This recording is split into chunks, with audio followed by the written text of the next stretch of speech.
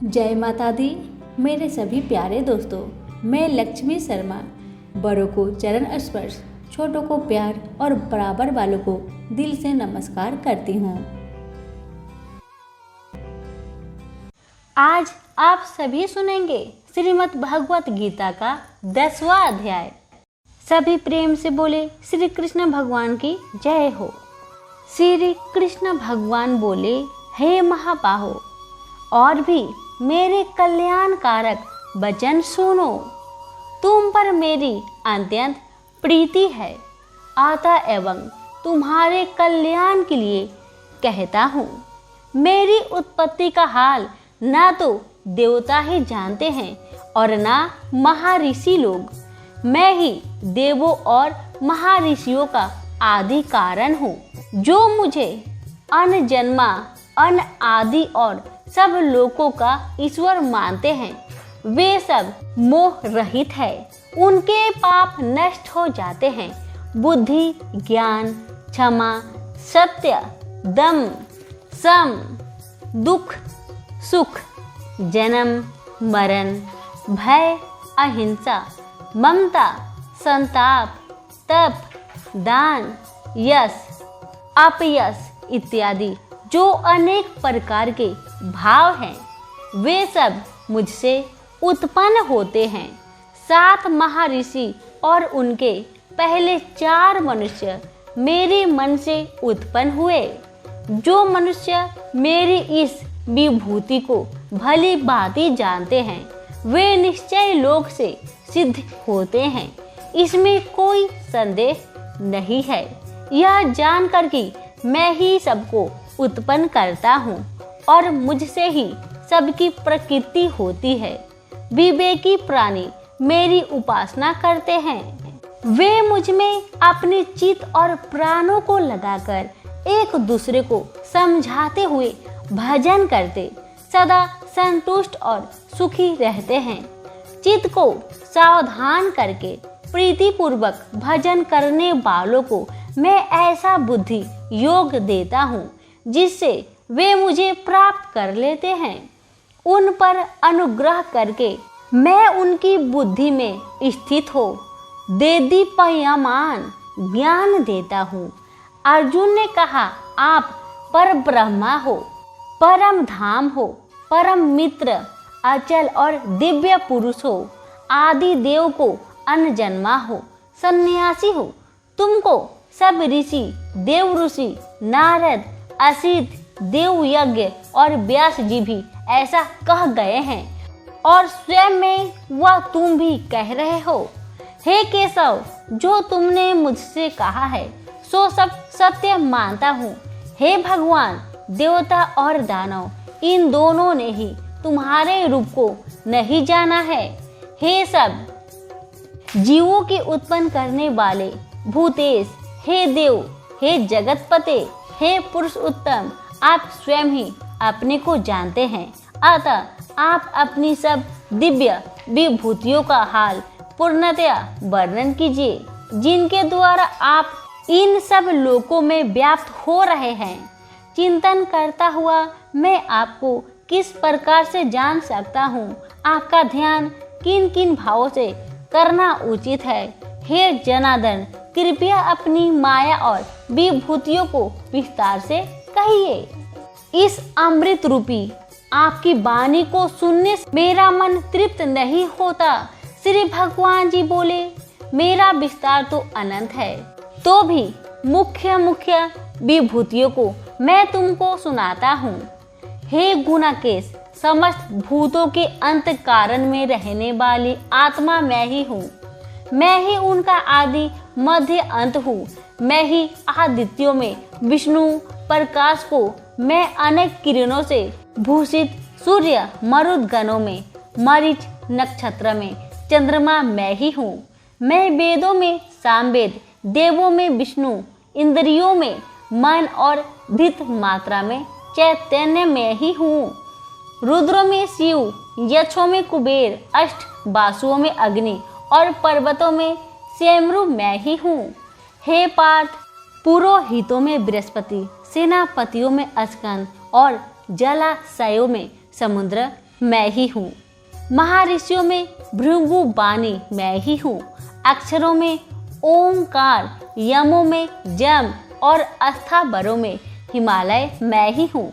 वृक्षों में पीपल, देव ऋषियों में नारद, गंधर्वों में चित्ररथ, सिद्ध में कपिल मुनि, वेदों में अमृत से उत्पन्न चेसरवा, गजेंद्रों में एरावत और मनुष्यों में राजा मैं ही हूँ। धातुओं में वज्र, गौओं में कामधेनु, प्रजा की उत्पत्ति करने वालों में कामदेव और सर्पों में वासुकी मैं ही हूँ।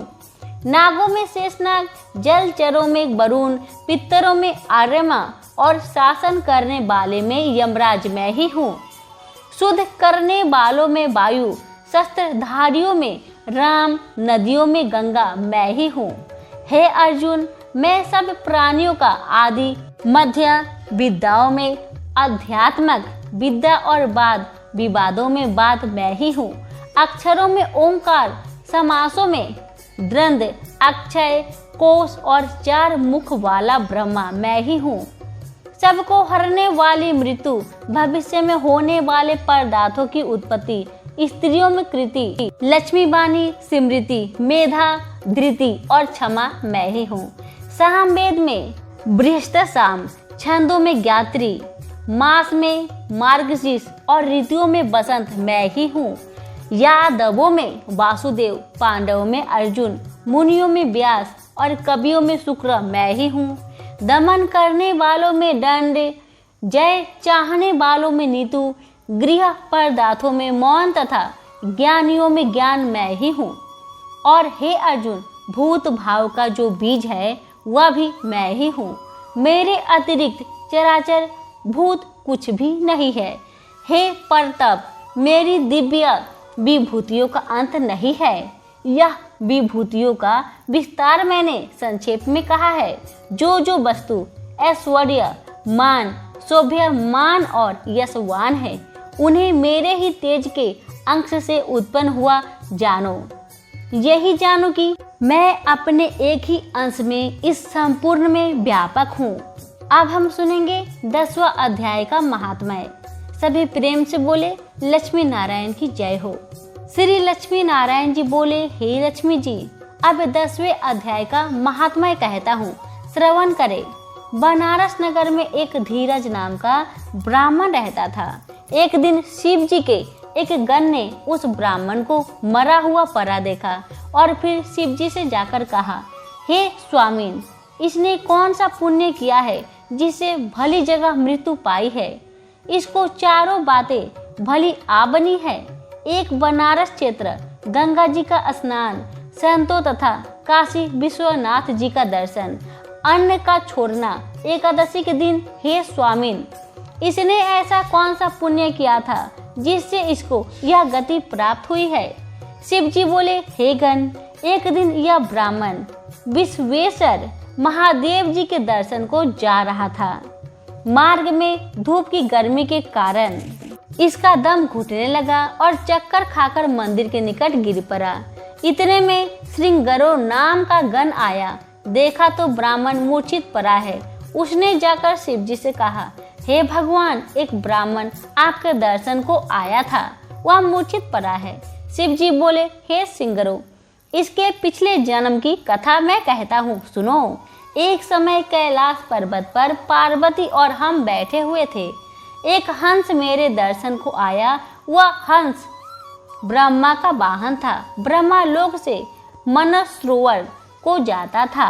उस सरोवर में सुंदर कमल के फूल थे। वह हंस एक कमल को लागने लगा। उसकी परछाई कमल पर पड़ी तो वह हंस श्याम वर्ण हो आकाश में गिर पड़ा। तब उसी समय उस मार्ग में मेरा गण आया। हंस को गिरा देख गण ने कहा, हे स्वामी, वह हंस आपके दर्शन को आया था, सो श्याम वर्ण होकर गिर पड़ा। गण मेरी आज्ञा से हंस को ले आया। मैंने पूछा, ए हंस, तू श्याम वर्ण क्यों हुआ?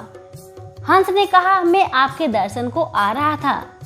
मान सरोवर में कमल के फूल खिले हुए थे, उनको लांग कर आया।